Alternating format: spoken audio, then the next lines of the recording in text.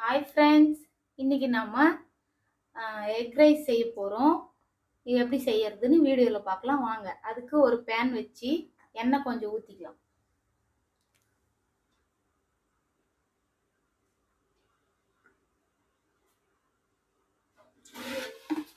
உடனே வெங்காயம் கருவேப்பிலை சேர்த்துக்கலாம்.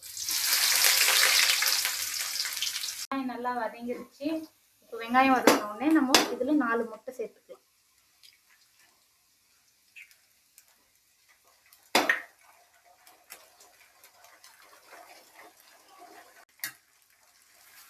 பாருங்க ஃப்ரெண்ட்ஸ், இப்போ நல்லா வதங்கியாச்சு.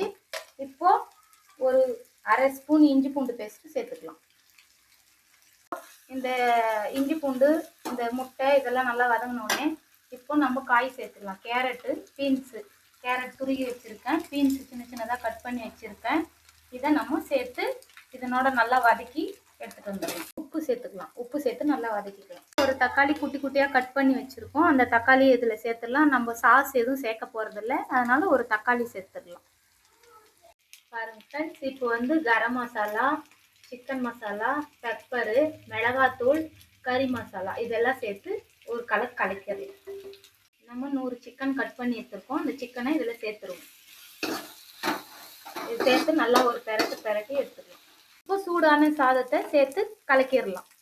பாருங்கள் ஃப்ரெண்ட்ஸ், ஈஸியான சிக்கன் எக் ரைஸ் ரெடி. நீங்களும் ட்ரை பண்ணி பாருங்கள். இது ஈஸியானது, ஹெல்த்தியானது. வீட்டிலே செஞ்சு பிள்ளைங்களுக்கு கொடுக்கலாம். நம்ம சாஸ் இல்லாமல், எந்த ஒரு கெமிக்கல் இல்லாமல் செஞ்ச ஃபுட். நீங்களும் ட்ரை பண்ணி பாருங்கள். ட்ரை பண்ணி பார்த்துட்டு கமெண்ட்டில் எப்படி இருக்குன்னு சொல்லுங்கள். நெக்ஸ்ட் வீடியோவில் மீட் பண்ணுறோம். பாய்.